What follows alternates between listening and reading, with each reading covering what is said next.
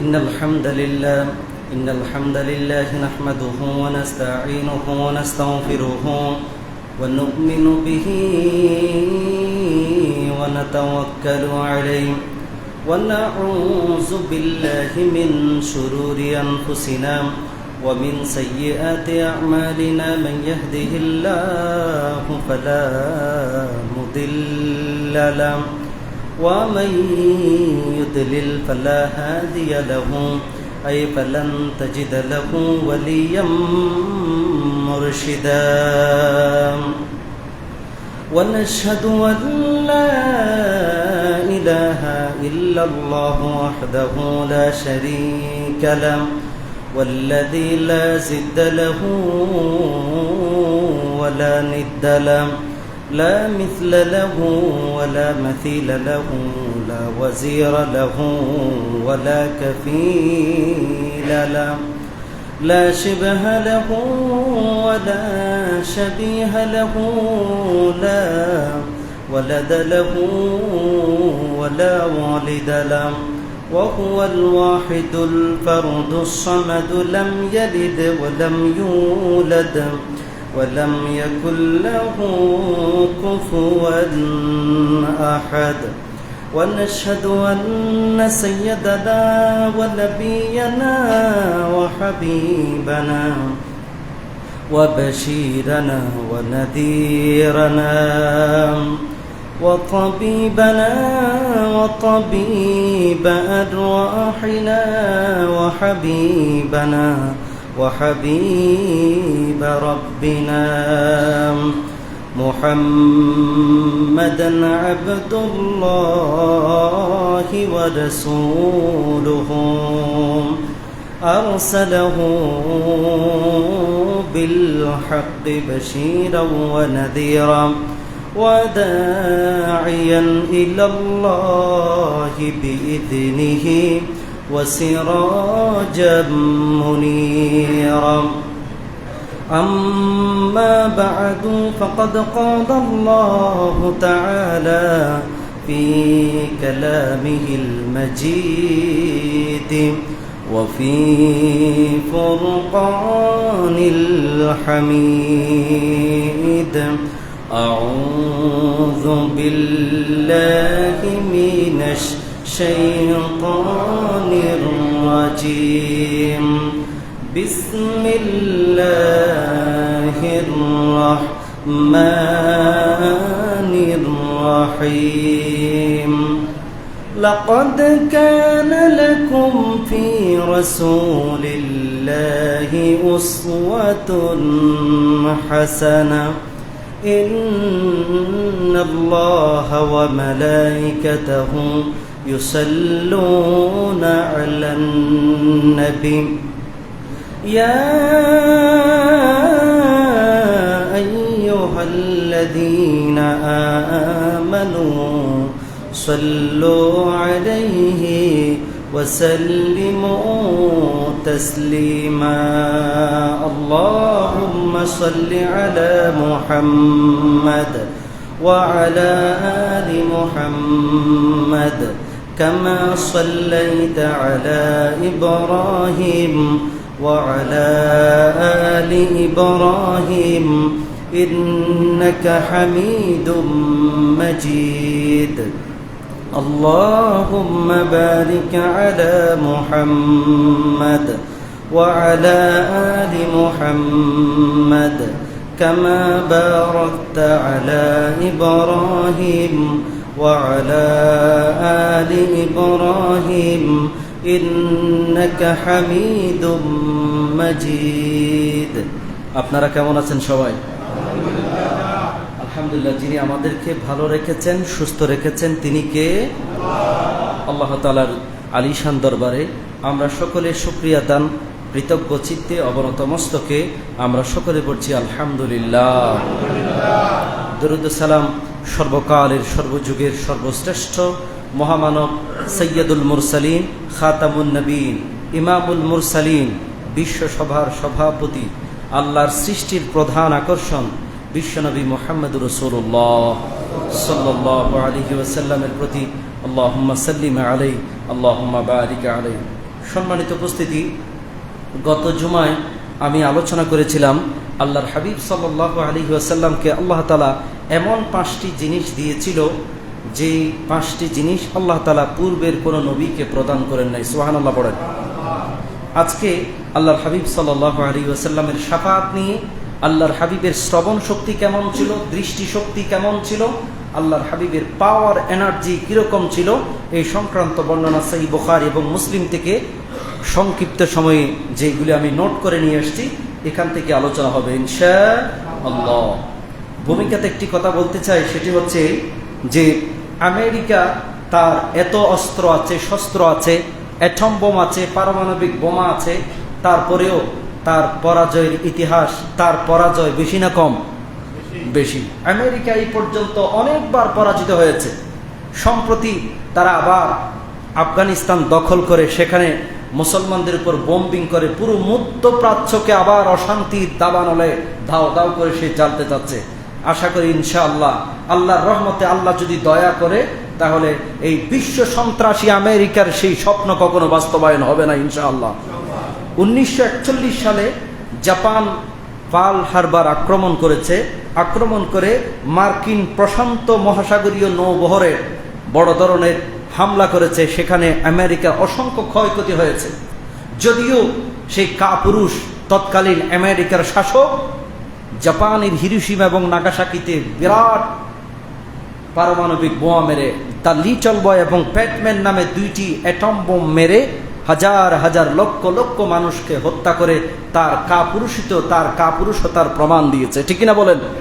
1950 সাল থেকে 1953 সালে কোরিয়া যুদ্ধে আমেরিকা যে 2 কোরিয়ার মাঝখানে যে যুদ্ধ লাগিয়ে দিয়েছিল, উত্তর কোরিয়া এবং চীন যৌথ সামরিক বাহিনী যৌথ প্রচেষ্টায় আমেরিকার বাহিনীকে তারা নাকানি চুপানি খাইয়েছেন। সেখানে আমেরিকা জনমের মতো পিটুনি গিয়েছে। সুবহানাল্লাহ পড়েন।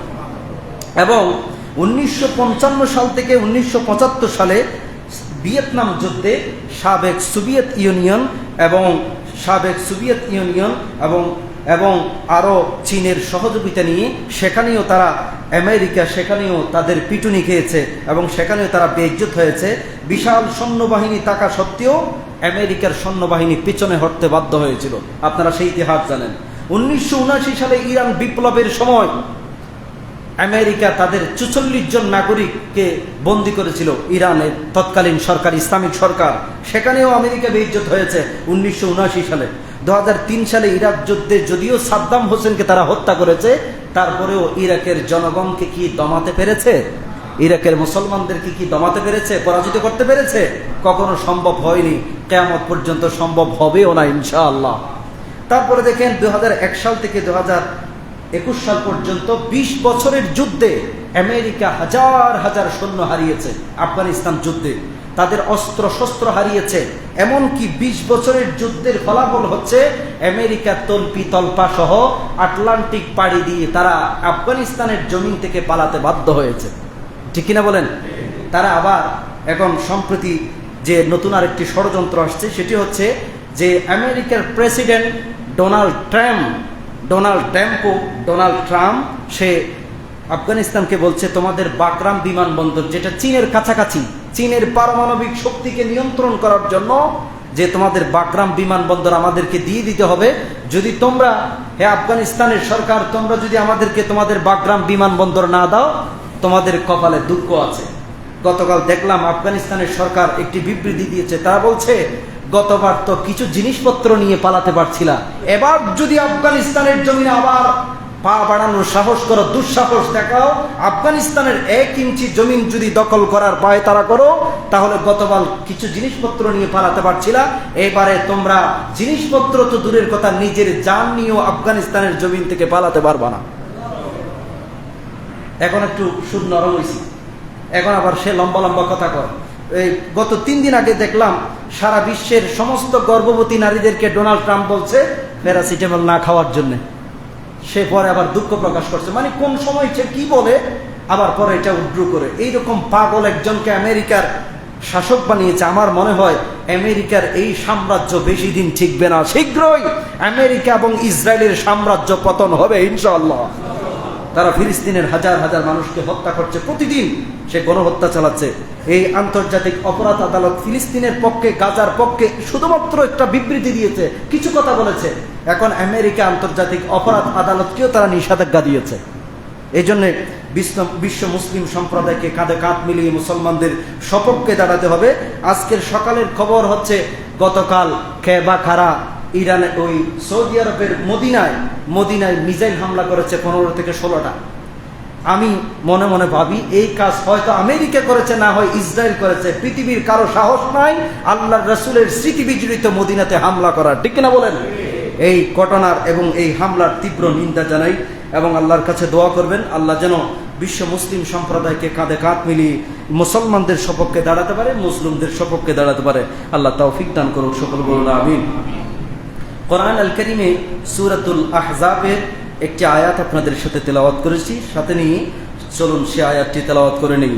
আউযু বিল্লাহি মিনাশ শাইতানির রাজিম। বিসমিল্লাহির রাহমানির রাহিম।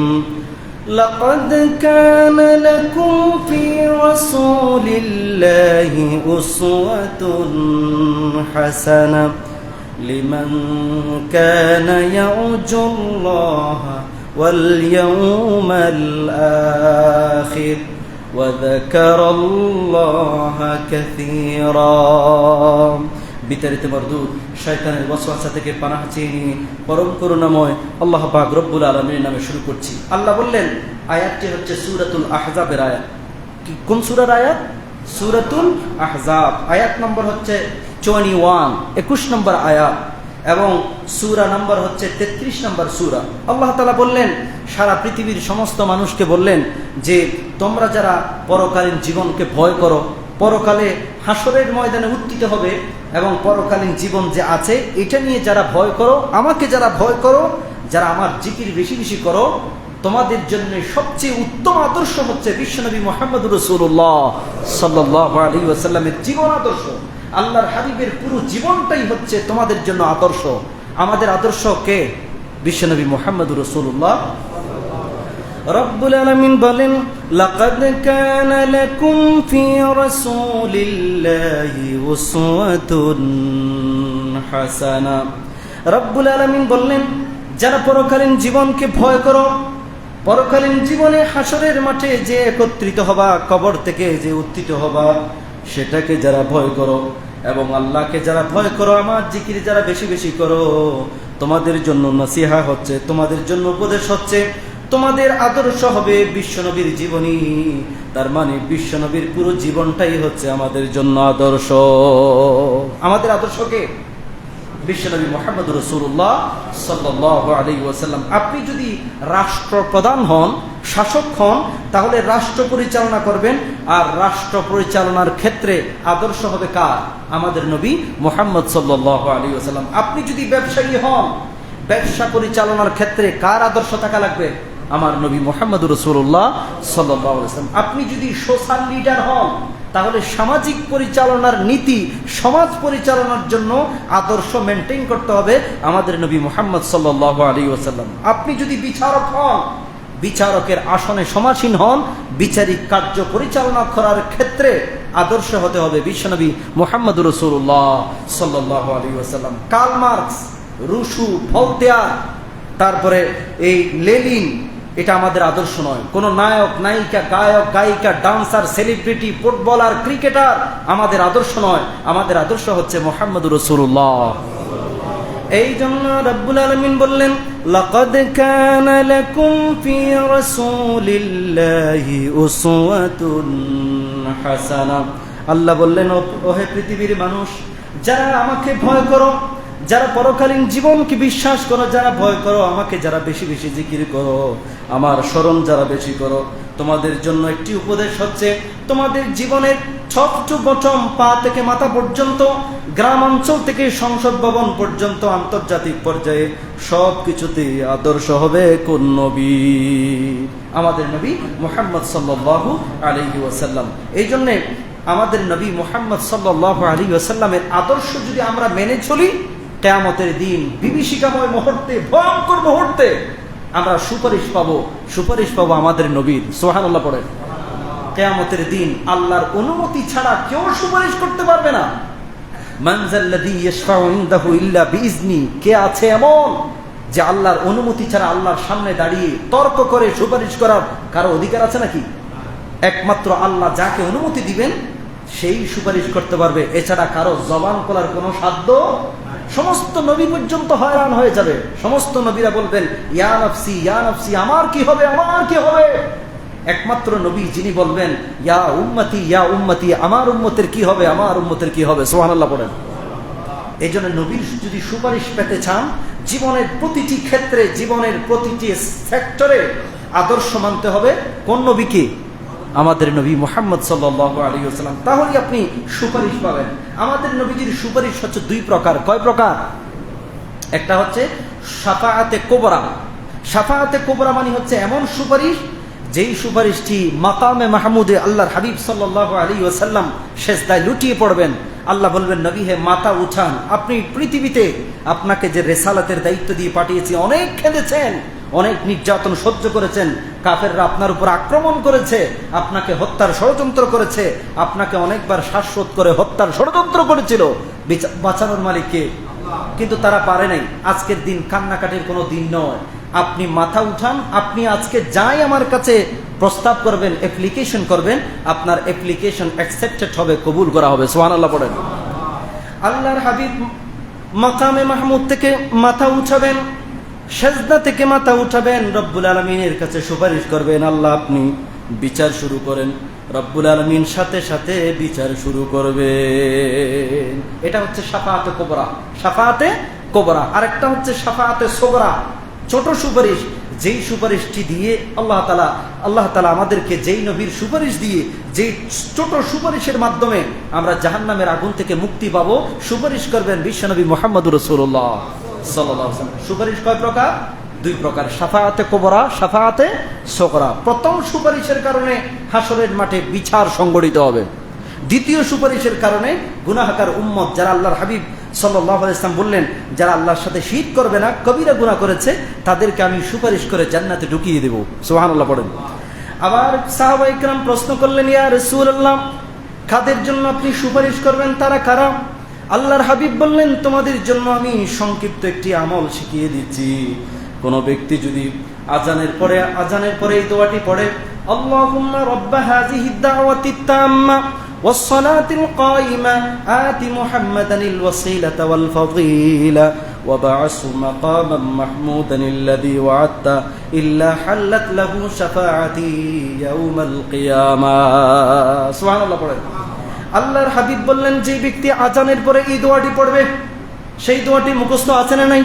সেই দোয়াটি যদি আপনি পড়েন প্রতিদিন 5 ওয়াক্ত নামাজের আজানের পরে যদি দোয়াটি পড়েন, আল্লাহর হাবিব বললেন তার জন্য সুপারিশ করা আমি নবীর জন্য ওয়াজিব হয়ে যাবে। এখন আজান হলে আমরা আড্ডা দিই, আজানের কোনো রিপ্লাই করি না। আজানের জবাব দিবেন, আজানের পরে যেই দোয়াটি পড়বেন সেই দোয়া হচ্ছে আল্লাহুম্মা রাব্বা হাযিহিদ দাওয়াতিত তাম্মা ওয়াস সালাতিল কায়িমা। এই লম্বা যে দোয়াটি আছে সেটা মুখস্থ করবেন। সেই দোয়াটি যদি 5 ওয়াক্ত আজানের পরে, যদি আজান শোনার পরপরই এই দোয়াটি পড়তে পারেন, আল্লাহর হাবিব সাল্লাল্লাহু আলাইহি ওয়াসাল্লাম সুখবর দিলেন যে আমি আমার ওই উম্মতের জন্য হাসরের মাঠে বিভীষিকাময় মুহূর্তে, ভয়ঙ্কর মুহূর্তে আমি আমার ওই উম্মতের জন্য সুপারিশ করব। সেই দোয়াটি পড়তে রাজি আছি তো? এটা লিখে নিবেন, শিখে নিবেন। আল্লাহ কবুল করুক, সকলে বলুন আমিন। এরপরে প্রথম নম্বর আমাদের নবী সুপারিশ করবেন। নবীর পরে স্তরে স্তরে ভাগ আছে। এরপরে দ্বিতীয় নম্বর হচ্ছে ফেরেশতারা সুপারিশ করবেন। তবে কিয়ামতের দিন ফেরেশতারা মুখ খোলার কোনো সাহস পাবে না। কোরআনে কারীমে রব্বুল আলামিন বললেন, ওয়া কাম মিন মালাকিন ফিস সামাওয়াতি লা তুগনি শাফাআতুহুম শাইআ إلا من بعد أن يأذن الله لمن يشاء ويرضى জোরে বলেন আল্লাহু আকবার।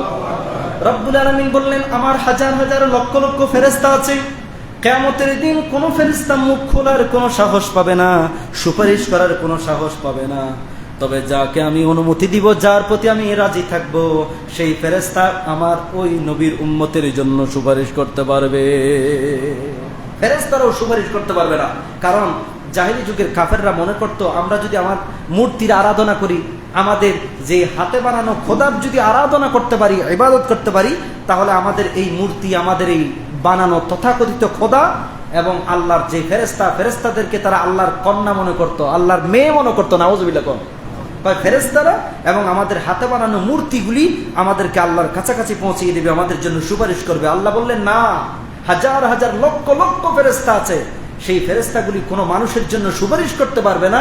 তবে যেই ফেরেশতাদেরকে আমি অনুমতি দিব, তারাই আমার সেই নির্ধারিত নবীর উম্মতের জন্য সুপারিশ করতে পারবে।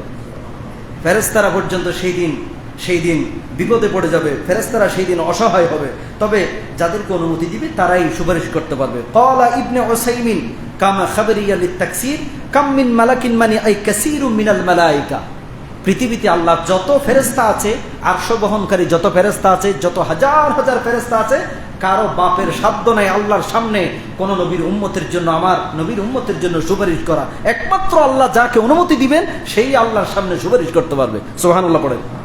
এরপরে কোরআনে কারীম কিয়ামতের দিন সুপারিশ করবে, কোরআনে কারীম সুপারিশ করবে। আল্লাহর হাবিব বললেন, আল কোরআনু শাফিউম মুশাফফা হামিলুন মুসাদ্দিক। কোরআনে কারীম কিয়ামতের দিন রব্বুল আলামিনের সামনে যারা কোরআন তেলাওয়াত করেছে, রব্বা কারিল কোরআন ওয়াল কোরআনু ইয়ালআনুহু। রব্বুল আলামিনের নবী বললেন, কিয়ামতের দিন রব্বুল আলামিনের সামনে কোরআনে কারীম সুপারিশ করবে। কোরআন বলবে, আল্লাহ সে আমাকে তেলাওয়াত করেছে, কষ্ট করে আমাকে তেলাওয়াত করেছে, আমাকে সম্মান করেছে, মর্যাদা দিয়েছে, আমি তার জন্য সুপারিশ করলাম, আপনি সুপারিশ কবুল করেন। রব্বুল আলামিন মুহূর্তেই তার সুপারিশ কবুল করবে। কোরআনে কারীম এই জন্য যারা কোরআনকে মহব্বত করে, ভালোবাসে, বুকে জড়িয়ে নেয়, সেই দিন কোরআন আমাদেরকে হতাশ করবেন না, কোরআন আমাদের সপক্ষেই সাক্ষী দিবে এবং আমাদের জন্য সুপারিশ করবে। আল্লাহ সেই সুপারিশ কবুল করবে। সুবহানাল্লাহ পড়েন।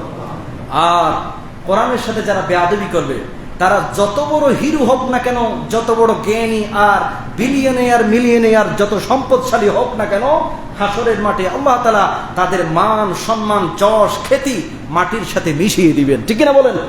এই জন্য কোরআনের সাথে বেয়াদবি করা যাবে না। পৃথিবীতে অনেক নরাদম আছে যারা কোরআন পড়িয়েছে, কোরআনে মলমূত্র ত্যাগ করেছে, কোরআনকে বেইজ্জত করার চেষ্টা করেছে। আল্লাহ তাআলা তাদের বিচার এই দুনিয়াতেই করেছে। ওই যে দেখছেন না, এই সুইডেন রাজধানী স্টকহোমে একজনের কোরআনের উপর মলমূত্র ত্যাগ করেছে, কোরআনের উপর পেশাব করে দিয়েছে, কোরআন পড়িয়েছে জনসম্মুখে।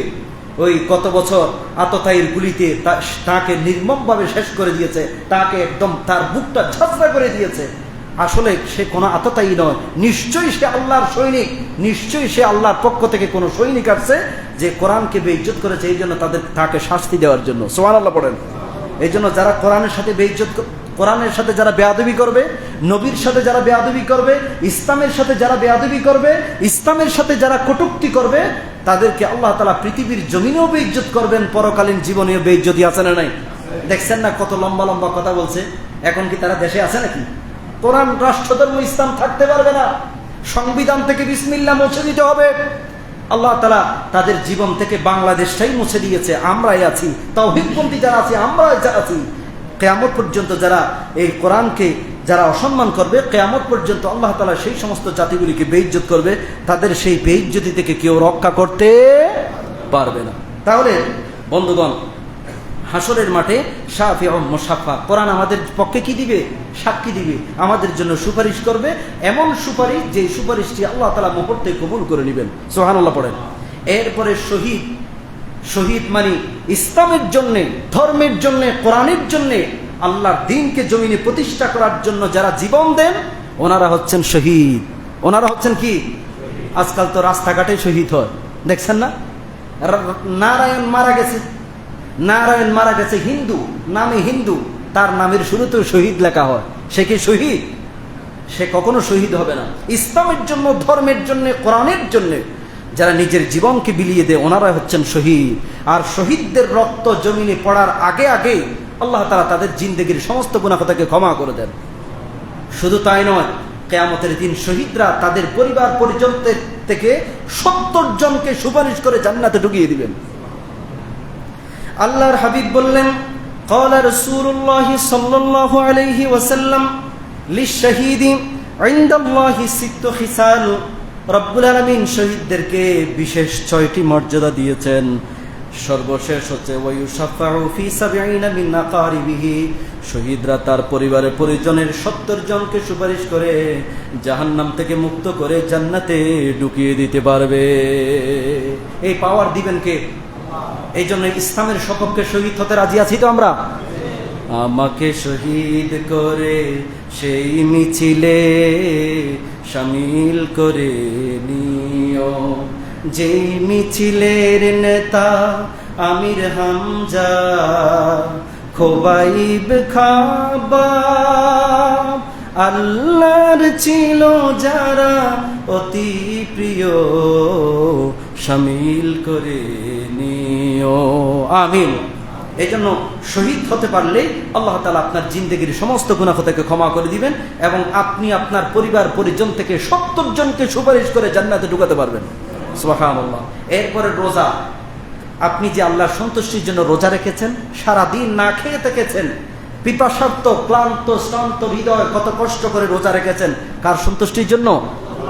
এই রোজা কিন্তু আমাদেরকে হতাশ করবে না। কিয়ামতের দিন আল্লাহর সামনে তর্ক যুদ্ধে লিখতে হবে, আল্লাহ আমি তাকে খাবার পানীয় স্ত্রী সহবাস থেকে তাকে বিরত করেছি, আমি তার জন্য সুপারিশ করলাম, আপনি সুপারিশ কবুল করেন। মুহূর্তে আল্লাহ তাআলা সেই রমাদানের রোজা অথবা রোজার সুপারিশ মুহূর্তে কবুল হয়ে যাবে। এই জন্য রোজা রাখতে প্রস্তুত আছি তো?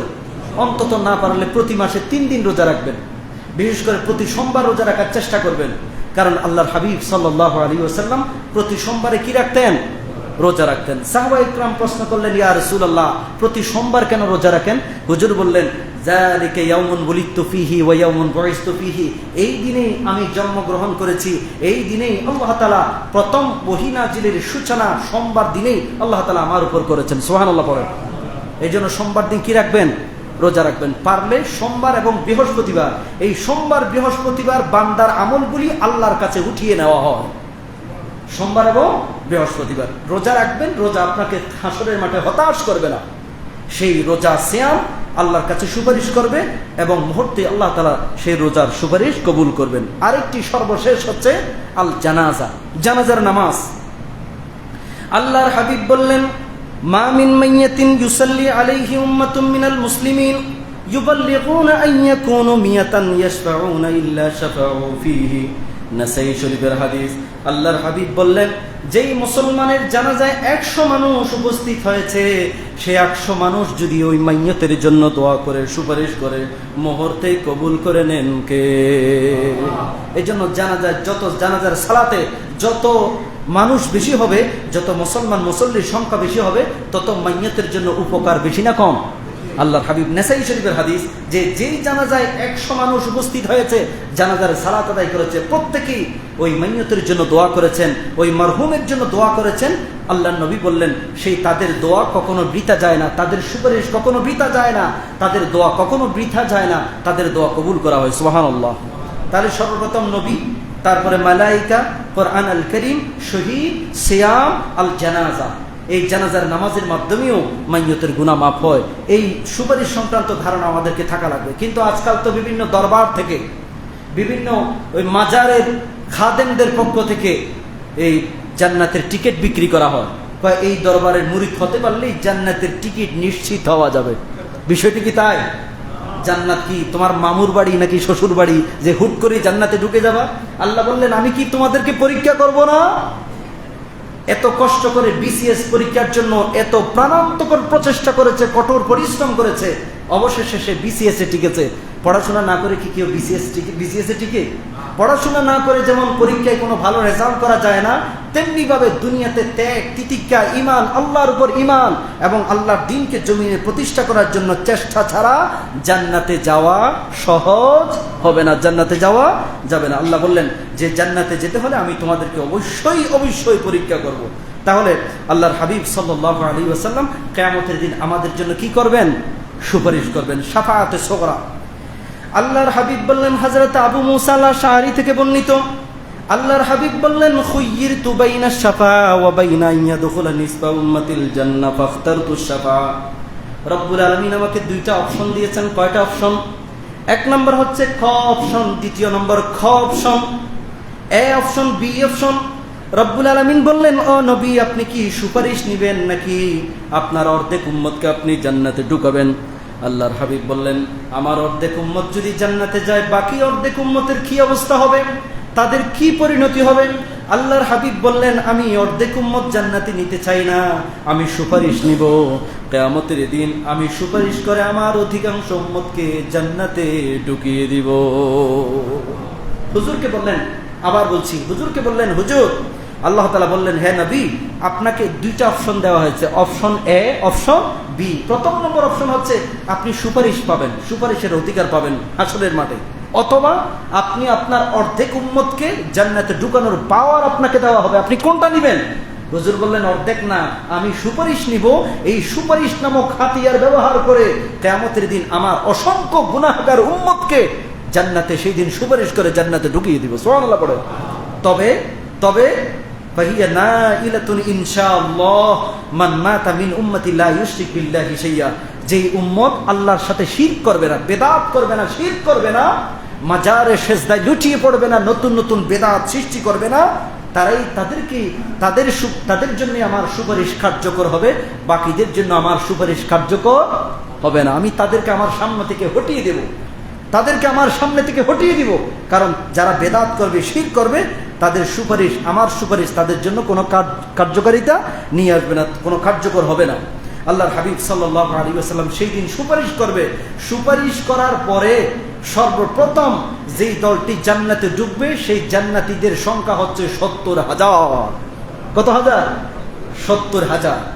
এই ৭০,০০০ যদি এক দরজা দিয়ে ঢুকতে পারে, বলুন তো সেই জান্নাতের দরজাটি কি বড় নাকি ছোট? আল্লাহর হাবিব বললেন, জান্নাতের দরজাটি কত বড় হবে, তার সাইজ কেমন হবে? আল্লাহর হাবিব বললেন, মা বাইনা মক্কা ওয়া হাজার। মক্কা শহর থেকে, সৌদি আরবের মক্কা শহর থেকে ইয়েমেনের একটা পরিত্যক্ত বন্দর আছে, বাণিজ্য কেন্দ্র আছে। এই ইয়েমেনের একটা পরিত্যক্ত বন্দর আছে, সেটার নাম হচ্ছে হিজর অথবা হাজার। সেই হিজর থেকে মক্কা পর্যন্ত যেই দূরত্ব হবে, জান্নাতের এক একটি দরজা হবে তার চেয়ে লম্বা বড়। সুবহানাল্লাহ বলেন। এবার আসুন, আমি স্যাটেলাইট ইমেজ ব্যবহার করছি এবং ডিস্টেন্সটা কত সেটা আমি ম্যাপে দেখতে চেয়েছি, মিজার করেছি। মক্কা থেকে ইয়েমেনের একটি গুরুত্বপূর্ণ শহর, বাণিজ্য কেন্দ্র, সেখানে একটা শহর আছে, সেটার নাম হচ্ছে হিজর অথবা হাজার অথবা হিজর, দুটোটাই বর্ণনা আছে, ফাথা এবং কাসরা দুটোটাই আছে। সেই ইয়েমেনের বন্দর হিজর থেকে সৌদি আরবের মক্কা পর্যন্ত এটার দূরত্ব হচ্ছে 1160 কিলোমিটার। 1160 কিলোমিটার। তার মানে জান্নাতের এক একটা দরজার দূরত্ব হবে 1160 কিলোমিটার। 1160 কিলোমিটার লম্বা একটা দরজায় ৭০,০০০ যদি একসাথে ঢুকে, দরজা কি সংকুলন হবে নাকি দরজা আরো বড় হবে? আরো বড় হবে, আরো বেঁচে যাবে, আরো অবশিষ্ট থেকে যাবে। আল্লাহর হাবিব বললেন, যে ৭০,০০০ জান্নাতে ঢুকবে, প্রতি হাজার আবার হাত ধরে টান দিবে আরো ৭০,০০০। এভাবে আমরা সেই দিন জান্নাতে ঢুকবো। আল্লাহর হাবিব বললেন, নাহনুল আখিরুন সাবিকুন, আমি আসছি শেষে, কিয়ামতের দিন আমি থাকবো সবার আগে। নাহনুল আখিরুন সাবিকুন, এবং আমার ফলোয়ার সংখ্যা হবে হাজার হাজার, লক্ষ লক্ষ, কোটি কোটি। এবং ইন্না ফিল জান্নাতি 20 ওয়া 100 সাফ, কিয়ামতের দিন যে জান্নাতি কাতার হবে, জান্নাতি কাতারের সংখ্যা হবে 120টি। সাহাবায়ে ইকরাম প্রশ্ন করলেন, ইয়া রাসূলুল্লাহ, জান্নাতের কাতার যদি 120টি হয়, আপনার উম্মতের কি অবস্থা হবে, আপনার উম্মতের কি খবর? আল্লাহর হাবিব বললেন, সামানুনা মিনহা মিন হাযিহিল উম্মাহ, সে 120টি জান্নাতি কাতারের ভেতরে আমার উম্মতের জান্নাতি কাতার হবে 80টি। কয়টি? 80টি। 120 থেকে 80 চলে গেলে কত টাকা? 40। থাকুক না এদিকে 40, এদিকে আছে কত? 80। তার মানে আদম আলাইহিস সালাম থেকে শুরু করে ঈসা আলাইহিস সালাম পর্যন্ত যত নবী কারিমের দাওয়াত দিয়েছেন, সমস্ত নবীদের দাওয়াতি ফলাফল হচ্ছে 40,000। কত হাজার? 40,000। বাকি থাকে কত? 80,000। তার মানে আমার নবীর উম্মত, জান্নাতি উম্মতের সংখ্যা হবে অন্যান্য সমস্ত নবীদের জান্নাতি উম্মতের ডাবল। কথা বুঝেন না মনে? অর্থাৎ 120টি জান্নাতি কাতারের ভেতরে আমার নবীজির উম্মতের জান্নাতি কাতার হবে কয়টা? 80টি। 80 কি 40-এর ডাবল নাকি অর্ধেক? ডাবল। তার মানে আমার নবীজির জান্নাতি উম্মতের কাতার সংখ্যা হবে অন্যান্য সমস্ত নবীদের জান্নাতি উম্মতের ডাবল। সুবহানাল্লাহ পড়েন। আল্লাহর হাবিব বললেন, আমি আসছি শেষে, কিন্তু থাকবো সবার আগে। সুবহানাল্লাহি ওয়া বিহামদিহি। আল্লাহর হাবিব সাল্লাল্লাহু আলাইহি ওয়াসাল্লাম এত পাওয়ারফুল নবী, এবং কিয়ামতের দিন আল্লাহর হাবিব 3টি বিভীষিকাময় ভয়ঙ্কর স্থানে আল্লাহর হাবিব উপস্থিত থাকবেন। আল্লাহর হাবিব সাল্লাল্লাহু আলাইহি ওয়াসাল্লামকে সাহাবায়ে কেরাম প্রশ্ন করলেন, ইয়া রাসূলুল্লাহ, এত কঠিন মুহূর্তে আমরা আপনাকে কই পাবো? হুজুর বললেন, তোমরা আমাকে পুলসিরাতের কাছাকাছি পাবা। সাহাবায়ে কেরামরা বললেন, ইয়া রাসূলুল্লাহ, যদি পুলসিরাতের কাছাকাছি পাওয়া না যায় তাহলে কোথায় পাবো? হুজুর বললেন, মিজানের কাছাকাছি তোমরা আমাকে পাবা। সাহাবী বললেন, যদি মিজানের কাছাকাছি পাওয়া না যায় কোথায় আমরা পাবো? আল্লাহর হাবিব বললেন, তোমরা আমাকে সর্বশেষ যেই জায়গায় আমি আমার উম্মতের জন্য হাতে পানির গ্লাস নিয়ে কাউসারের পানি নিয়ে দাঁড়িয়ে থাকবো, সেই জায়গার নাম হলো হাউজে কাউসারের পার। সুবহানাল্লাহ। আল্লাহর হাবিব সাল্লাল্লাহু আলাইহি ওয়াসাল্লাম সেই দিন আমাদের জন্য এত কষ্ট করবেন, আমাদের জন্য সুপারিশ করবেন। তবে নবীর সুপারিশ যদি আমরা পেতে চাই, নবীর ভালোবাসা যদি আমরা পেতে চাই, বেদাত, শিরক, তারপরে ইসলাম বহির্ভূত কাজ এগুলি করা যাবে, কাউকে সেজদা দেয়া যাবে না। নব বেদাত। আজকাল তো জানাজার নামাজে মারামারি পর্যন্ত হয়, কবরের পাড়ে আজান হয়, তারপরে কবরের ভেতরে বালিশ দিয়ে একদম নতুন দুলার মতো সাজিয়ে দেওয়া হয়। দেখছেন আপনারা বিভিন্ন পত্রিকায়, বিভিন্ন জায়গায় দেখছেন না, ফেসবুক, টুইটার, বিভিন্ন জায়গায়। আপনি যদি আপনার আমল যদি ভালো থাকে, কবরে স্পেশাল তারপর লেপ কাতা আল্লাহর পক্ষ থেকে বিশেষ সম্মান মর্যাদার ব্যবস্থা করবেন কে? এবং ফেরেশতারা বলবেন, নাম অথবা নুম কানুমিল আরুস, নতুন দুলা যেভাবে তার বদনি ঘুমিয়ে যায় সেভাবে তুমি কবরে ঘুমিয়ে যাও, হাত্তাল কিয়ামা, কিয়ামত পর্যন্ত এখানে তোমাকে কেউ ডিস্টার্ব করবে না। সুবহানাল্লাহ। এই জন্য আমাদেরকে বেদাত, শিরক এবং ইসলাম যেটা সাপোর্ট করে না, ইসলাম যেটা অনুমোদন করে না, এই সমস্ত কাজ থেকে আমাদেরকে দূরে থাকতে হবে ইনশাআল্লাহ। এবার আসুন, নবীজি সাল্লাল্লাহু আলাইহি ওয়াসাল্লামের শক্তিমত্তা, পাওয়ার, এনার্জি কিরকম ছিল? আল্লাহর হাবিব সাল্লাল্লাহু আলাইহি ওয়াসাল্লাম খন্দকের যুদ্ধটা হচ্ছে কিসের যুদ্ধ? খন্দকের যুদ্ধ। আল্লাহর হাবিব মদিনার ভূখণ্ডকে রক্ষার জন্য কৌশলগত পরীক্ষা খনন করলেন। পরীক্ষা মানে চতুর্দিকে গর্ত খনন করার প্ল্যান করলেন। আল্লাহর হাবিব সাল্লাল্লাহু আলাইহি ওয়াসাল্লামের কাছে খবর আসছে, হুজুর, বিশাল একটি পাথরের কারণে আমরা পরীক্ষা খনন করতে পারতেছি না, যে কৌশলগত যে প্রতিরক্ষা যে গর্ত, সেটা আমরা করতে পারছি না। আল্লাহর হাবিব সাল্লাল্লাহু আলাইহি ওয়াসাল্লামের কয়েকদিন, প্রায় 17 থেকে 18 দিনের না খাওয়া ক্ষুধার্ত নবী একটি হাতে কুঠার নিলেন, বিশাল ওই পাথরে একটি আঘাত করার সাথে সাথে মুহূর্তেই বড় পাথরটি খণ্ড বিখণ্ড হয়ে গেছে। আমাদের নবীজির শক্তি বেশি না কম? কেমন বেশি? আল্লাহর হাবিব বললেন, উতিয়া রাসূলুল্লাহ সাল্লাল্লাহু আলাইহি ওয়াসাল্লাম কুওয়াতা 30 রাজুলান। আল্লাহর হাবিব বললেন, আমাকে জান্নাতি 30 জন যুবকের শক্তি আল্লাহ আমার ভেতরে ঢুকিয়ে দিয়েছেন। কোন বর্ণনা 40 জন আছে, কোন বর্ণনা 80 জন আছে। সহিহ বর্ণনা হচ্ছে 30 রাজুলান, 30 জন জান্নাতি যুবকের শক্তি আল্লাহ আমাকে প্রদান করেছেন। সুবহানাল্লাহ। ওহদের প্রান্তরে, বদরের প্রান্তরে দীর্ঘ সময় যুদ্ধ করেছেন। লম্বা সময় হাঁটলেও আল্লাহর হাবিব দুর্বল হন না, প্রতিদিন রোজা রাখলেও দুর্বল হন না, সারা রাত নামাজ পড়লেও দুর্বল হন না। দীর্ঘ সময় যুদ্ধ করতে পারতেন, দীর্ঘ সময় হাঁটতে পারতেন, কিয়ামুল লাইল করতে পারতেন, তাহাজ্জুদের সালাত আদায় করতে পারতেন। আল্লাহর হাবিব আল্লাহ তাআলা তাকে এমন শক্তি দিয়েছেন যে তিনি কখনো দুর্বল হন না। কুস্তির একটি ঘটনা আসছে, আল বিদায়া ওয়ান নিহায়া। আল্লামা ইবনে কাসির রাহিমাহুল্লাহ একটি ঘটনা উল্লেখ করেছেন। মক্কার বিখ্যাত এক কুস্তিগির, তার নাম হচ্ছে রুখানা। কি নাম? আপনারা হয়তো অনেক ওলামা ইকরামদের মুখে শুনেছেন, যদিও ঘটনাটি শুনেছেন। এই ঘটনার উৎপত্তি হচ্ছে, কিতাবে আসছে আল বিদায়া ওয়ান নিহায়া, একটা কিতাব আছে আল্লামা ইবনে কাসির রাহিমাহুল্লাহ, সেই তার কিতাবে সুন্দর করে ঘটনাটি বর্ণনা করেছেন। আবু দাউদ শরীফে ঘটনাটি আসছে, মুসনাদে আহমদ ইবনে হাম্বলেও ঘটনাটি আসছে। বিখ্যাত কুস্তিগির বলি, আমাদের দেশে জব্বর বলি খেলা চলে না? কোথায় সেটা কোথায় চলে? ওই লাল দিঘির ওখানে চলে। তো আরবের বিখ্যাত সবচেয়ে বড় বলি এবং কুস্তিগির, রেসলিং খেলায় যে কোনো কাউকে হারিয়ে দিতে পারে, তার শক্তিমত্তা, পাওয়ার, এনার্জি এত বেশি ছিল যে তৎকালীন আরবে কেউ তার শক্তির সামনে পেরে উঠত না, সকলেই তার কাছে ধরাশায়ী হতো। আল্লাহর হাবিব খবর পেলেন, তার কাছে গেলেন, বললেন, ও রুকানা, আসলিম তাসলিম, কালিমা পড়ে মুসলমান হও, তাহলে তুমি নিরাপত্তা লাভ করবা, দুনিয়াতেও তুমি নিরাপত্তা লাভ করবা, পরকালীন জীবনেও রব্বুল আলামিন তোমাকে জান্নাতে ঢুকাবে। তুমি পরকালীন জীবনে বেইজ্জত হবে না, হাসরের মিজানে কোথায়ও তুমি বেইজ্জত হবে না। রোকানা বললেন, আপনি যদি আমাকে রেসলিং খেলায়, বলি খেলায় যদি আপনি আমাকে হারিয়ে দিতে পারেন, তাহলে আমি আপনার হাতে হাত রেখে কালিমা পড়ে মুসলমান হয়ে যাব। হুজুর বললেন, আমি তো বলি খেলি না, রেসলিং খেলি না, কারণ রেসলিং খেলতে গেলে কাপড় চোপড় উল্টাপাল্টা হয়ে যায়, চতর দেখা যায়, সমস্যা এরকম হয় না? ওই আঞ্চলিক ভাষায়, চট্টগ্রাম ভাষায় গোস মারতে হয়, গোস মেরে ইয়া করে না, কাপড় চোপড় উপরে তুলে রেসলিং খেলতে হয়, বলি খেলতে হয়। আল্লাহর হাবিব বললেন, সেটা তো পর্দার বিধান লঙ্ঘন হয়, তারপর আমি চেষ্টা করছি। আল্লাহর হাবিব নিজের কাপড় চোপড় সুন্দর করে গুছিয়ে নিলেন, পরিপাটি হলেন। রোকানা বললেন, আপনি শুরু করেন। আল্লাহর হাবিব বললেন, না, তুমি শুরু করো। সে এত চেষ্টা করেছে, আল্লাহর হাবিবকে এক ইঞ্চিও দূরে সরাইতে পারে নাই। আল্লাহর হাবিব সাল্লাল্লাহু আলাইহি ওয়াসাল্লাম, তার সাথে শুরু হলো মল্লযুদ্ধ, তার সাথে দস্তাদস্তি শুরু হলো। এক পর্যায়ে আল্লাহর হাবিব সাল্লাল্লাহু আলাইহি ওয়াসাল্লাম তাকে জমিনে প্রচন্ডভাবে তাকে আঘাত করে জমিনে নিক্ষেপ করেছেন। আল্লাহর হাবিবের শক্তির সামনে সে বেশিক্ষণ টিকে থাকতে পারে নাই। রোকানা বললেন যে, আমি তো আপনাকে ঠিক মতো ধরতে পারিনি, এটা প্রথমবার ফইলে গেছে, প্রথমবার আমি খেয়াল করিনি, আমি সতর্ক ছিলাম না, দ্বিতীয়বার যদি আপনি আমাকে আবার হারিয়ে দিতে পারেন, আমি এখনই মুসলমান হয়ে যাব। হুজুর বললেন, তাহলে এসো। দ্বিতীয়বার আল্লাহর হাবিব তাকে আবার আছাড় দিলেন। রোকানা বললেন, না, এবারও আমি সতর্ক ছিলাম না, আমি অসতর্ক অবস্থায় ছিলাম, আমি ভালো করে আপনাকে ধরতে পারিনি।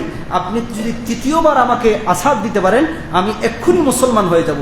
হাজার হাজার উৎসুক জনতা আছে না নাই? আল্লাহর হাবিব তৃতীয়বার তাকে আবার আছাড় দিলেন, তাকে ধরাশায়ী করলেন। রোকানা হেসে দিলেন। রোকানা আল্লাহর হাবিবের হাতে হাত রেখে মুসলমান হন নাই, ইসলাম কবুল করে নাই। আল্লাহর হাবিবের সাথে আরো ঠাট্টা করেছে, বিদ্রুপ করেছে। সে ইসলাম কবুল না করলে কি হবে? আল বিদায়া ওয়ান নিহায়া ঠিকাতে লিখেছে, উৎসব জনতা যারা এই তামাশা দেখার জন্য আসছে, সেখান থেকে 200 লোক আল্লাহর হাবিবের হাতে হাত রেখে কালিমা পড়ে মুসলমান হয়ে গেছে। তারা বলছে, এই তো সাধারণ নবী নয়, যে এত বড় পাওয়ারফুল শক্তিশালী পাওয়ান যুবককে যে হারিয়ে দিতে পারে, এই কোনো সাধারণ মানুষ নয়, এই হচ্ছে আখিরি জামানার নবী মুহাম্মদুর রাসূলুল্লাহ সাল্লাল্লাহু আলাইহি ওয়াসাল্লাম। সাহাবীদের সাথে তিনি দৌড় প্রতিযোগিতা দিতেন, সেখানেও আল্লাহর হাবিব ফার্স্ট হতেন। নিজের স্ত্রীদের সাথে খুনসুটি করতেন। জ্যোৎস্না রাতে, পূর্ণিমার রাতে আল্লাহর হাবিব নিজের স্ত্রীদের সাথে দৌড় প্রতিযোগিতা করতেন, সেখানে প্রতিবারেই আল্লাহর হাবিব ফার্স্ট হয়েছেন। মাঝে মাঝে স্ত্রীদেরকে জিতিয়ে দিতেন, তিনি মাঝে মাঝে ইচ্ছাকৃতভাবে হেরে যেতেন। সুবহানাল্লাহ বলেন।